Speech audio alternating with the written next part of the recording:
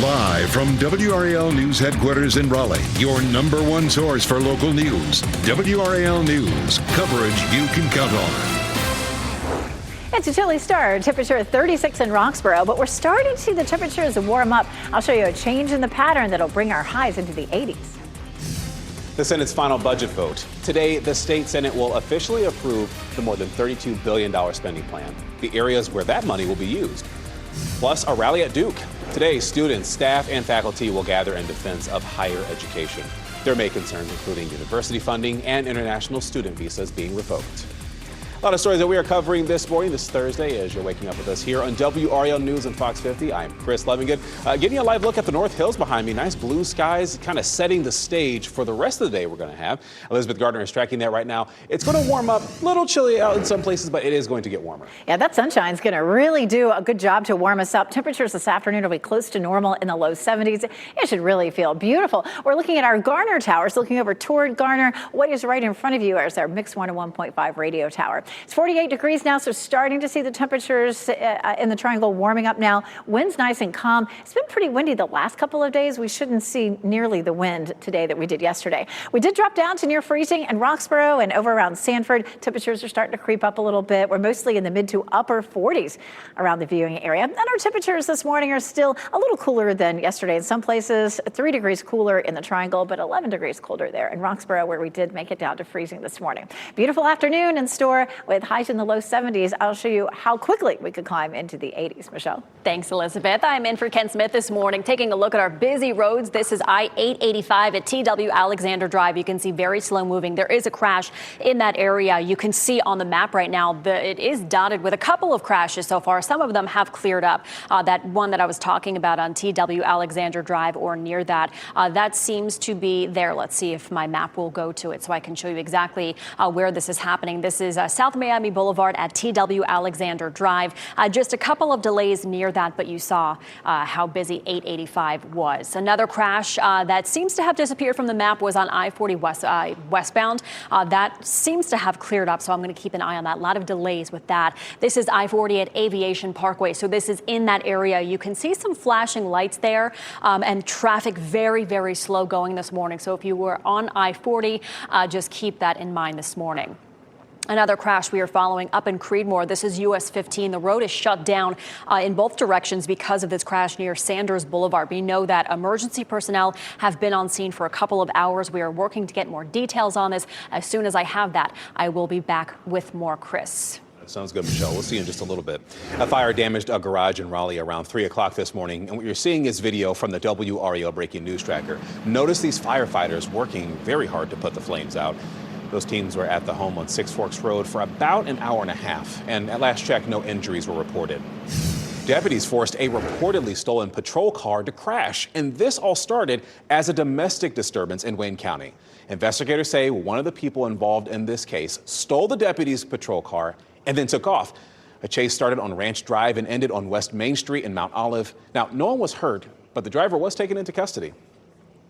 Today, the state Senate will take their final vote on how to spend your tax dollars in the state's budget. Let's bring in WRAL's Sean Gallagher. He is live at the state legislature.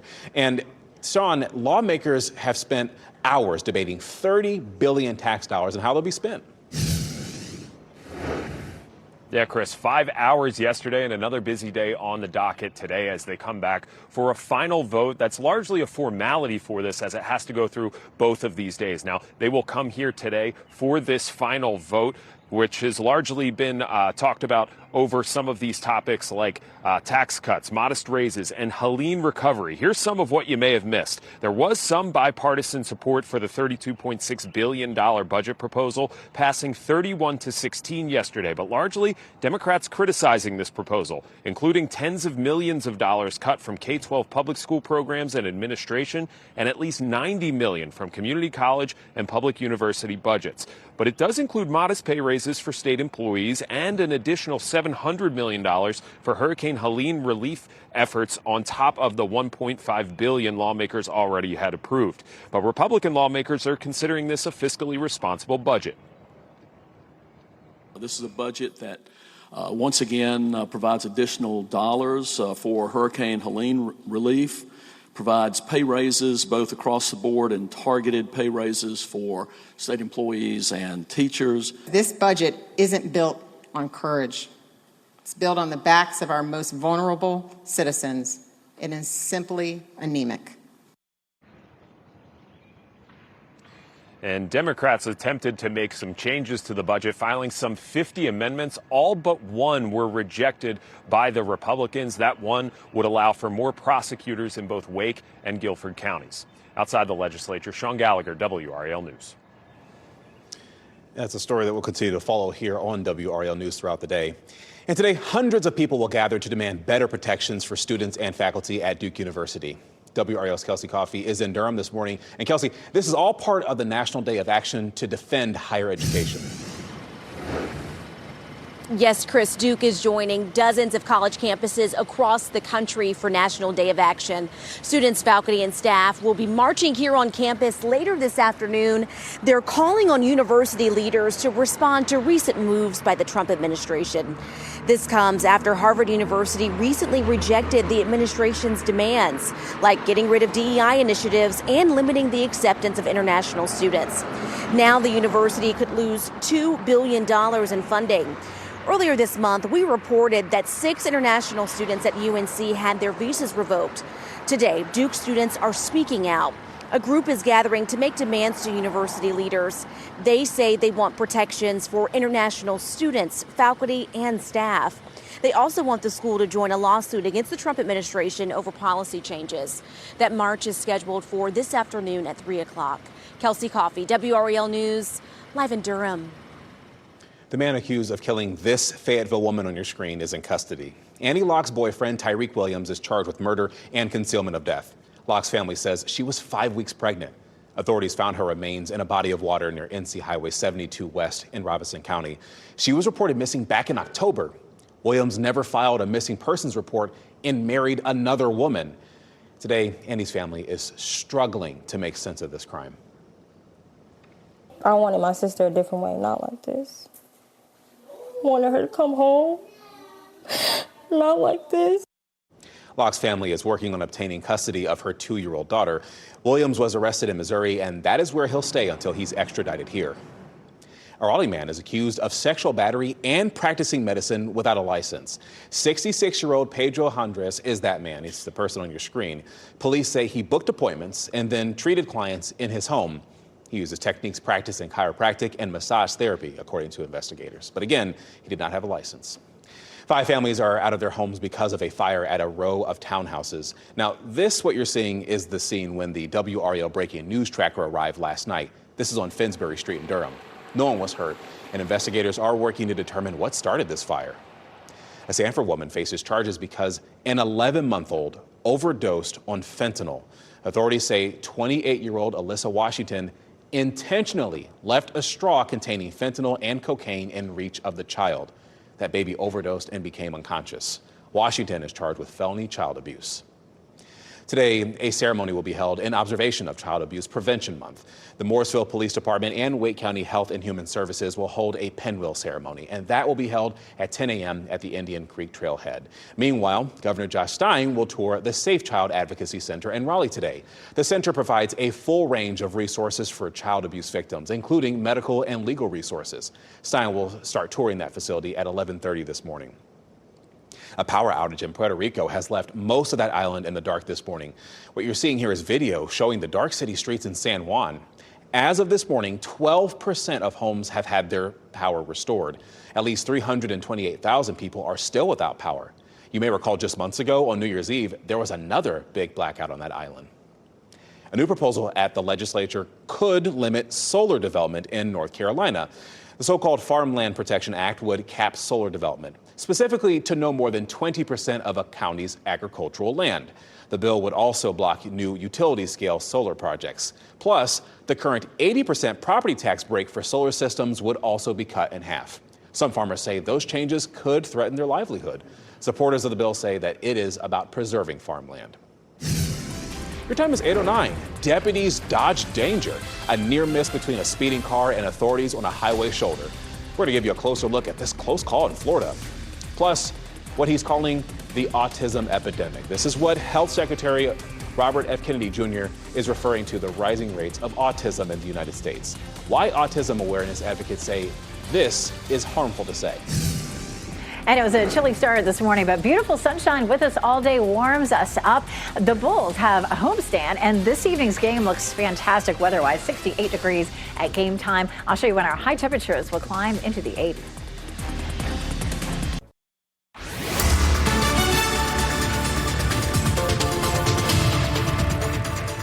8:13. It sure is beautiful here in Cary as we take a live look at Fenton. Such a beautiful afternoon in store. I have a feeling a lot of people will be outside somewhere enjoying this beautiful weather. If you're planning to get out of town for the beach, to the beach for the holiday weekend, you're in luck. We're going to see beautiful conditions really all across the state until, say, Monday. Saturday's high temperature at Wrightsville Beach, 76, 72 at Ocracoke. Remember, this time of year, the ocean temperature is still pretty cool. And of course, a lot of times the wind is coming right off the ocean. So it'll feel cool, but I mean, you know, temperatures in the 70s aren't bad. Sunday, the high at Wrightsville Beach, 78 degrees, Emerald Isle, 73, Nags had 73. So looking lovely. The mountains will be a little bit warmer, actually. Bryson City at 86, Asheville at 86 on Saturday, and on Sunday, nice and mild as well. 75 in Boone on Sunday, and Asheville at 83. I'll show you why our temperatures will warm up so much as we get into the weekend coming up in just a little bit. Michelle? I'd like to be at the beach right now. That sounds nice. Thanks, Elizabeth. Well, taking a look at I-40 at Aviation Parkway, it's been busy. There was a crash. That crash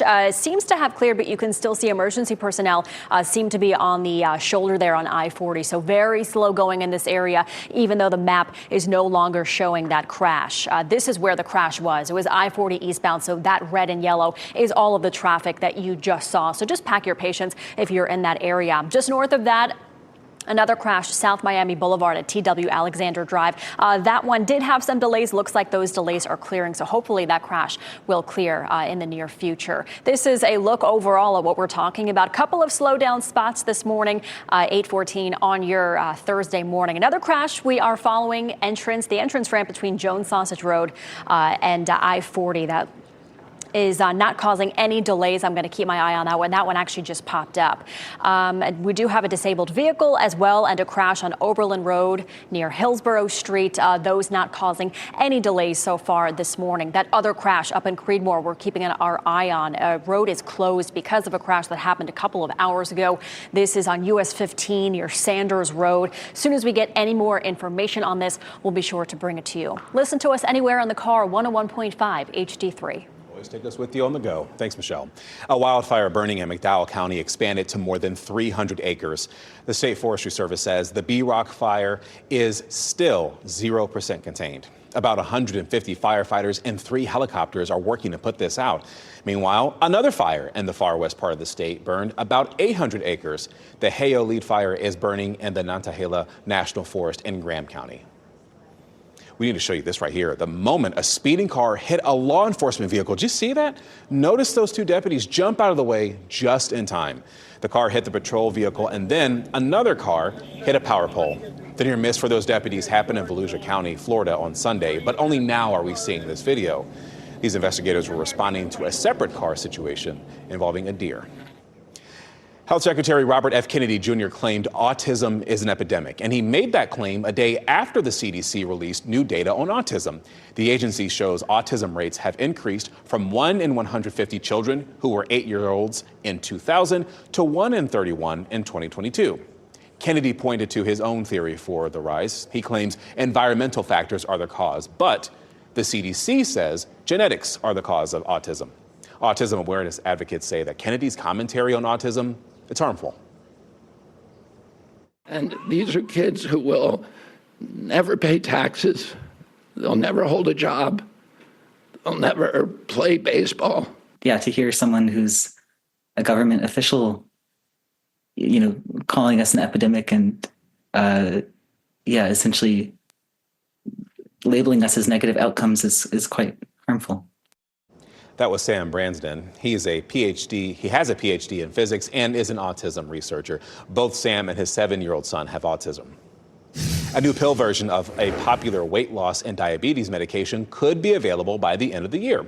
Eli Lilly says its experimental drug also helped people lower blood sugar. Another pill on the market comes from severe diet restrictions.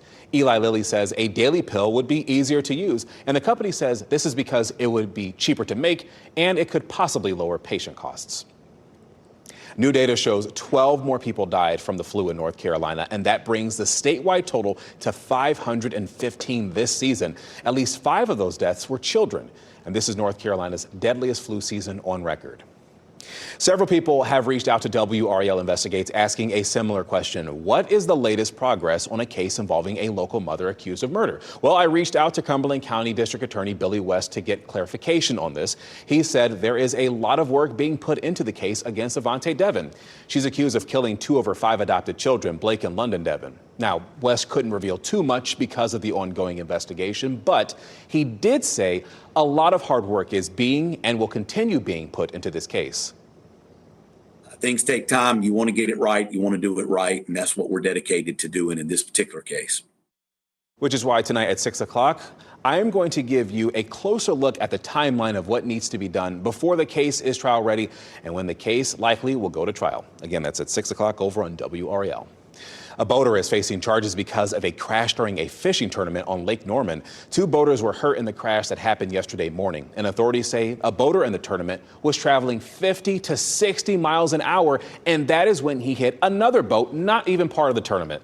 Both boaters were knocked into the water, and they each were wearing life jackets. Other nearby boaters managed to pull them to safety, and the man who was at fault is charged with careless and reckless operation of a boat.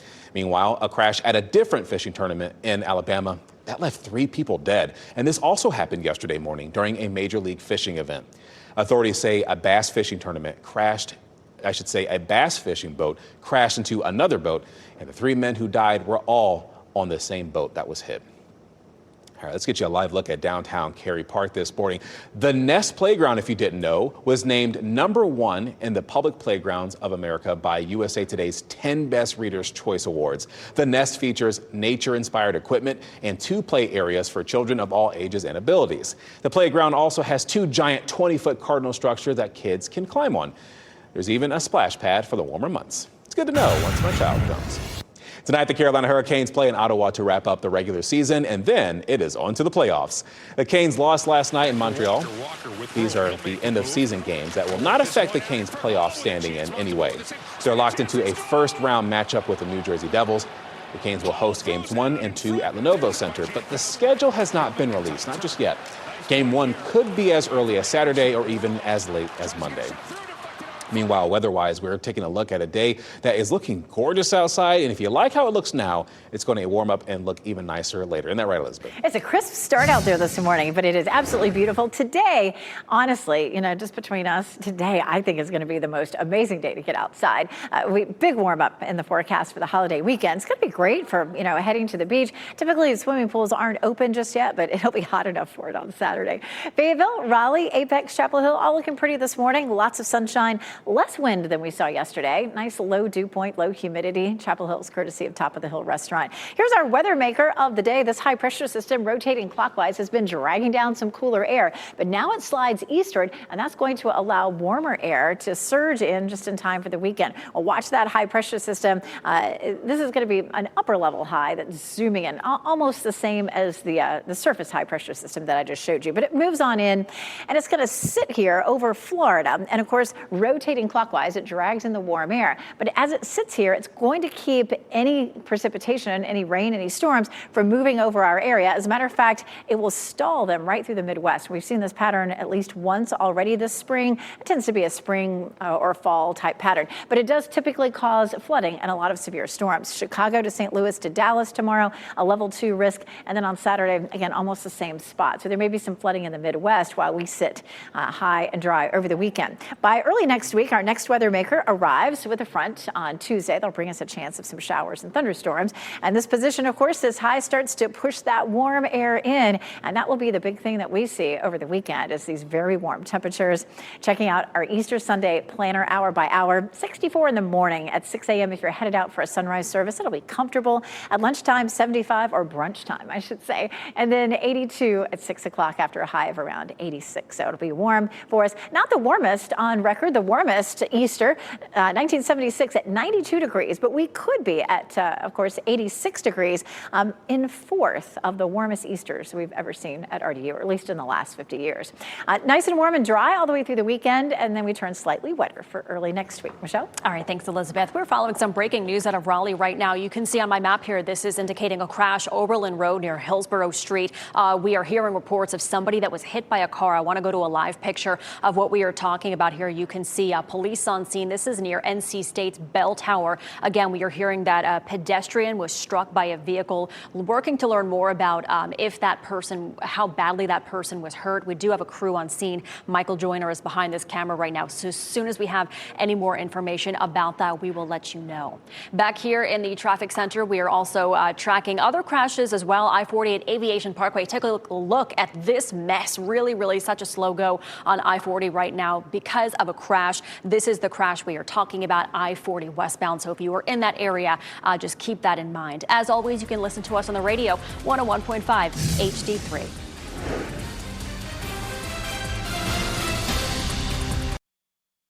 As you get into your car, tune to WRAL News Plus on your radio. In Raleigh on 99.3 FM. In Durham, 96.5 FM. And everywhere on 101.5 HD3.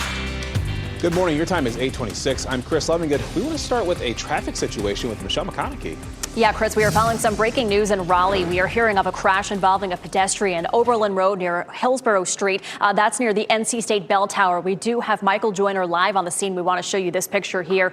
There was a police car on scene. That police car seemed to have left, but you can see people in the road there just talking. It appears to be, looks like a bike behind that woman as well. We're working to learn if anybody was hurt in this, how many people were involved. As soon as we have that information, we will bring it to you. We also are tracking multiple crashes around the area. I'll have more coming up at the bottom of the hour.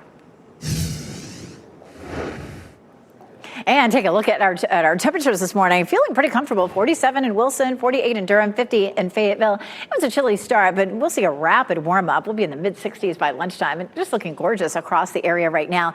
Lunch outside today, absolutely 65 degrees, lots of sunshine. Not as windy as the last several days, but with the warm up that we're going to see, our pollen count isn't coming down. It'll be high today, tomorrow, Saturday, and really all through the weekend. Our average pollen count does start to come down once we get toward the middle or the end of April. So we're close to the end of it. 72 this afternoon, feeling comfortable for a run.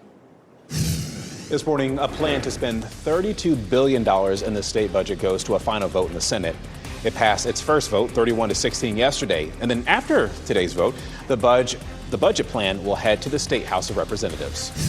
Wayne County deputies chased and used a pit maneuver to crash a stolen patrol car.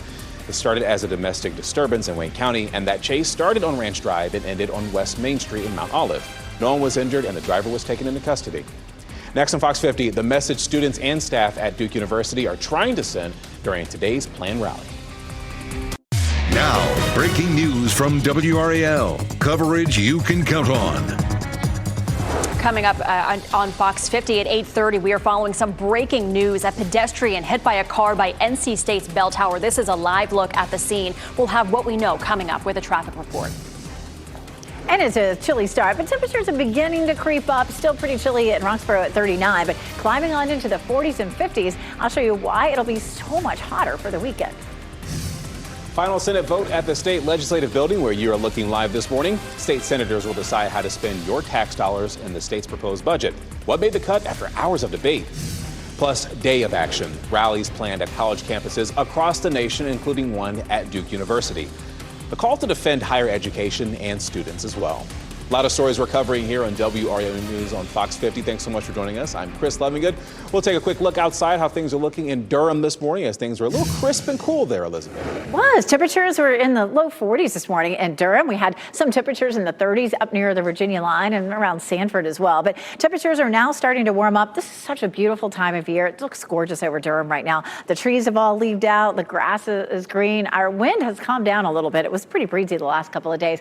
48 degrees right now. So on the cool side, it's still 39 in Roxborough. But again, temperatures are climbing. It's 50 in Fayetteville, 48 currently in Goldsboro. Temperatures this morning running anywhere from about the same to as much as 9 degrees colder than yesterday. But we're going to notice a nice warm up this afternoon into the low 70s.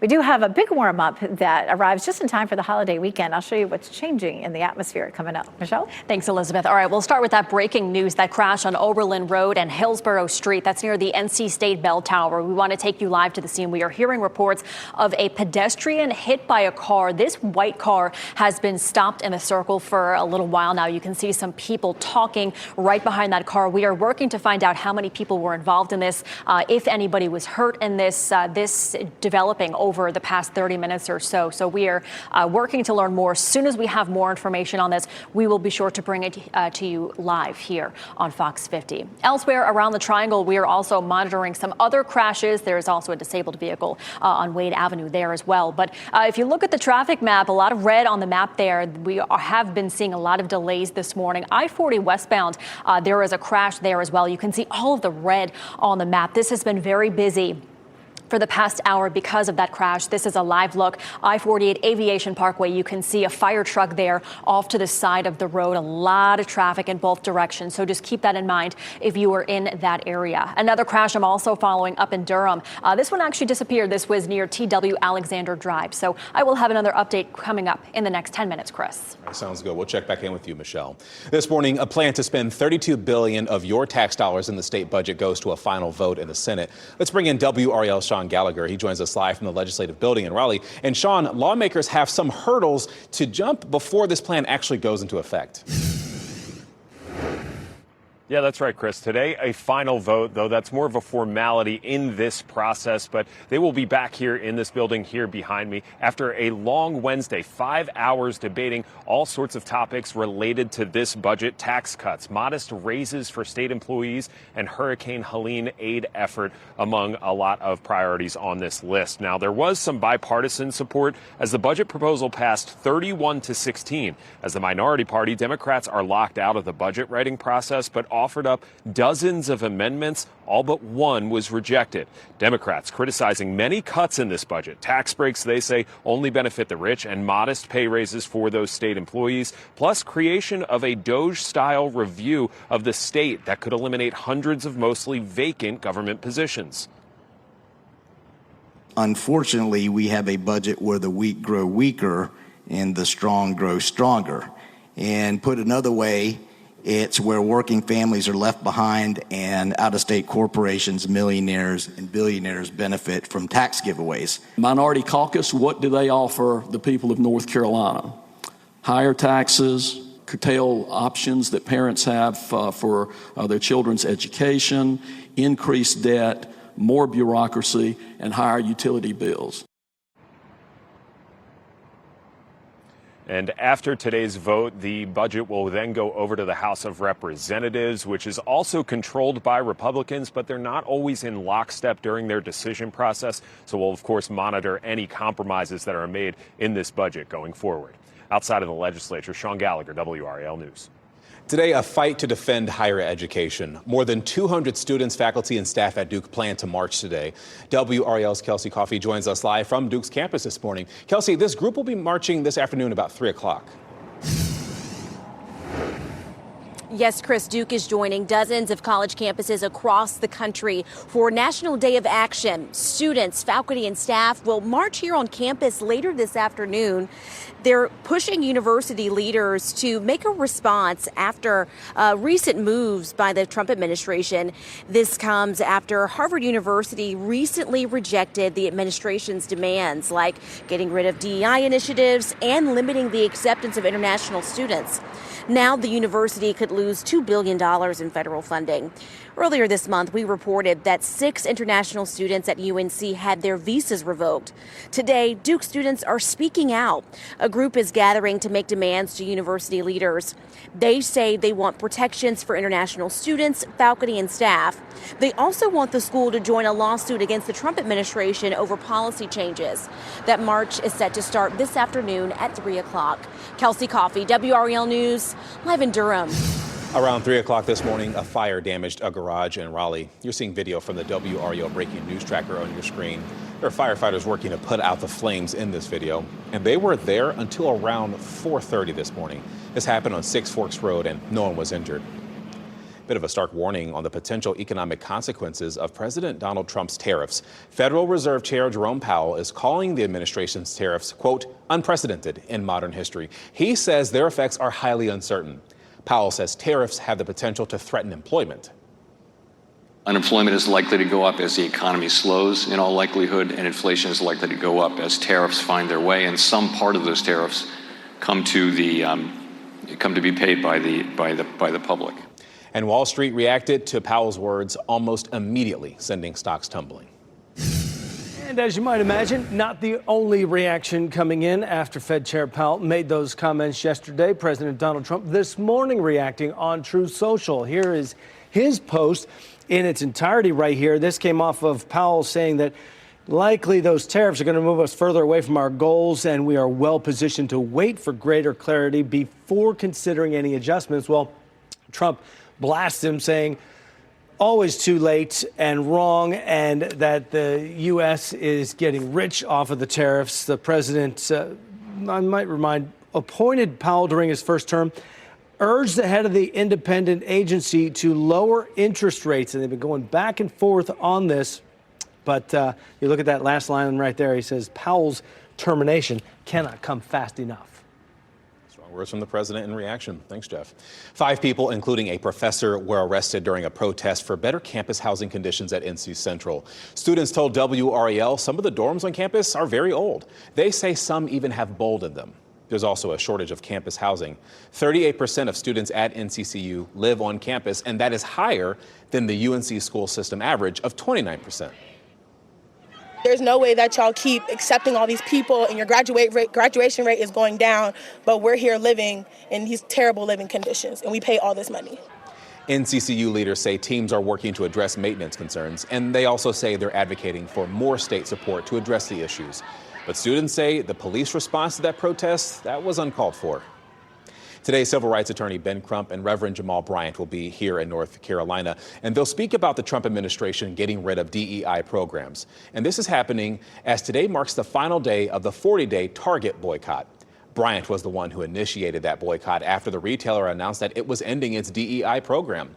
Bryant and Crump will speak today in Greensboro. And we're keeping an eye on letters being sent to a growing number of people in our area. They read, quote, leave immediately. The letter from the Department of Homeland Security is directed at Afghans, and it says their parole was terminated and they have 7 days to leave the country.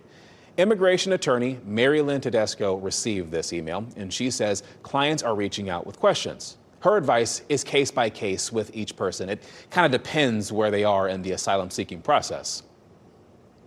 So from a general standpoint, my clients who have either collateral relief or actual relief that will be filed before the court, I will advise them to stay the course because they have fully pursued their rights under the law. And we reached out to 16 members of our congressional delegation to ask about alternative approaches.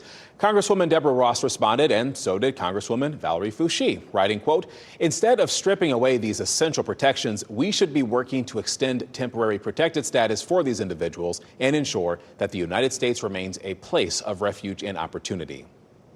Protesters rallied outside of a Vermont correctional facility in support of Moshe Moawadi.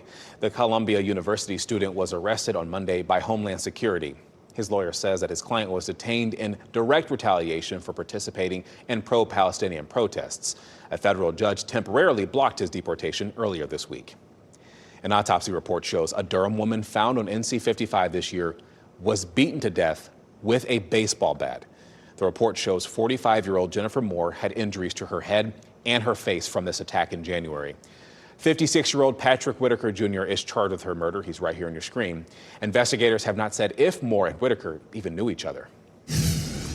Your time is 8:40. Chance for freedom. The Menendez brothers are due in court today for a crucial hearing. The effort from the district attorney to delay the court date. Plus, dog food danger. Fake websites targeting pet owners. 5 on your side's Keely Arthur will show you what to look for before buying. You know what? Let's get you a little bit more. A live look outside at Fenton and Cary this morning.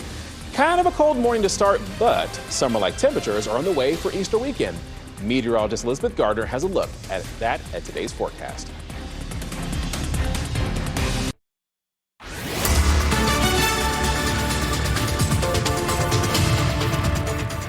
It's 8:44, looking beautiful at Lake Gaston this morning. You may have your eye on that for the big holiday weekend, especially with the warm temperatures that we have in our forecast. But if you're looking to the beach, remember temperatures this time of year can be cooler right along the beach because the ocean temperature is still cool and a lot of times the wind is blowing on shore. But still not bad. 77 at Ocean Isle and Topsail, 83 in Newbern Inland, and 72 there in Ocracoke. On Sunday, pretty much the same story. Wrightsville's at 78, Emerald Isle at 73 degrees. So enjoy. The mountains will actually be a little bit warmer depending on your elevation.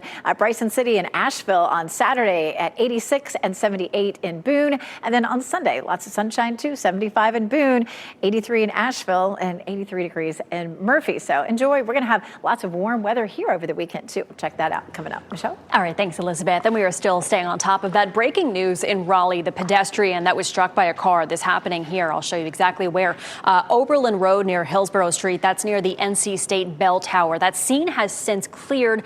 We are working to get more details about how many people were involved in that, if anybody was hurt. As soon as I have that information, I will let you know. This crash, we're still monitoring. I-40 westbound, still a very active scene. I want to show you the live picture here. You can see emergency responders on the side of that road blocking one lane of I-40 at Aviation Parkway. So if you're in this area, the traffic leading up to Aviation Parkway, really going to run into a lot of traffic this morning. So just keep that in mind. Once you get past Aviation Parkway, that road opens up again. Another crash I'm following here. This is the entrance ramp between Jones Sausage Road and I-40 East. Not seeing any delays from that one so far this morning. That's been there for a little while. I do have some drive times for you if you are in the area coming into Raleigh from 40 East from I-885, an 8-minute delay. Coming in from Wake Forest on US 1, that'll take you about 5 minutes this morning. As always, listen to us on the radio, 101.5 HD3. A judge is demanding the Trump administration answer questions about a man mistakenly deported to El Salvador. She says the administration has 2 weeks to be prepared to answer why they can't bring him back. Democratic Senator Chris Van Hollen went to El Salvador yesterday. He was hoping to see Kilmar Abrego Garcia. Van Hollen says that he was denied access to him and was also denied a phone call with him. Van Hollen says that his trip is only the beginning. I may be the first United States senator to visit El Salvador on this issue, but there will be more, and there will be more members of Congress coming. The Trump administration claims that Abrego Garcia is a member of the MS-13 gang, but his attorneys deny this. Car thefts are trending down in Raleigh, but the criminals appear to be getting more sophisticated. Since the creation of the police department's auto theft task force last year, the unit has recovered 121 cars. Now, they are worth a total value near $3.5 million. Through the first quarter this year, thefts are down about 18% compared to last year. We're certainly on the right track, and we're trending in the right direction with the reduction this year so far. And, our goal is to close out 2025 with a measurable decrease in auto thefts. In less than a year, this task force charged 370 felonies, 42 misdemeanors, and 114 juvenile petitions related to car thefts. From collars and toys to treats and food, counterfeit pet products are flooding the market. 5 on your side's Keely Arthur shares how to make sure that you are buying the real thing and not a copycat. How much do you spend on your pet each year? Well, according to the ASPCA, it's more than $1,000 on average, and that's mostly just for food and vet visits. But when it comes to pet accessories, scammers are ready to pounce. The Better Business Bureau says more pet parents are getting duped by fake websites and cheap knockoffs. A red flag, a popular item listed way below the normal price on a site you've never heard of. there is a danger to a pet if it isn't exactly what you think it is. They could swallow parts, it could be toxic. So you want to make sure that if you're looking for a specific product, that you're using retailers that you can trust or that actually manufactured that product. Okay, to keep your pet and your wallet safe, stick with trusted retailers, read verified reviews, and use a credit card always for that added protection. If you're shopping for something new, Consumer Reports just rated several affordable favorites like rubber dog boots, a finger toothbrush, and a comfy dog bed. We will detail those products coming up on WRAL News this evening and have put them up on our website. Just go to WRAL.com/5 on your side. Keely Arthur, 5 on your side. And when in doubt, you can talk to your vet. That's especially when buying things such as flea and tick medications, because some of those can be counterfeit as well. There's a new free way to get education in Wake County. A new partnership is bringing 24/7 access to courses for people to learn new information. All you need is a Wake County Public Library card to access these courses. This is a partnership between the county and Gale Presents. The platform brings people to online learning in a new way. It offers more than 25,000 online courses, and these are videos with what the library says are experts across multiple fields. It really does break down barriers for folks that perhaps because of whatever circumstance can't actually be in a library, although we love folks visiting us. This really does allow folks to access these resources 24/7 on a schedule that really meets their needs. Check out a book, get educated. What's not to like, right? You can sign up for a free library card to get instant access to digital resources by visiting wake.gov/libraries. The Dallas Mavericks are one step closer to qualifying for the NBA playoffs. They beat the Sacramento Kings last night in the Western Conference play-in tournament. Now that sets up a game between the Mavericks and Memphis Grizzlies tomorrow night. The winner of that game will earn the 8th seed in the West and will play Oklahoma City in the first round. Meanwhile, the Miami Heat are a game away from qualifying for the playoffs. They beat the Bulls last night in the Eastern Conference play-in tournament. They'll play the Atlanta Hawks tomorrow night. That is in the game to decide the 8th seed in the East. The winner will play Cleveland in the first round of the playoffs. Maybe a nice day to go outside, play some hoops outside, I don't know, maybe on the courts there. When it warms up, that is. Still a little cold in some places as people are waking up, Elizabeth. Definitely crisp out there. Temperatures in the 40s currently right now. We take a live look at North Hills. Looks beautiful. I mean, so much sunshine out there. Just really feeling good. Right now it's 48 degrees. It's a fast warm up to 65 at lunchtime, and then we'll climb into the low 70s this afternoon. I mean, really just Goldilocks weather. Humidity stays low. The only thing that we can really say about today is, the pollen's still going to be high. 45 in Roxborough. We saw temperatures this morning as cold as around 32 for Roxborough as well as Lewisburg, but now we're looking at mid-40s, so really starting to see the temperatures responding to that sunshine out there. 46 in Sanford, 50 in Fayetteville, 52 in Smithfield. What's going to cause the huge warm-up that we see over the weekend is a shift in our wind. Our wind over the last 24 to 48 hours has been out of the north.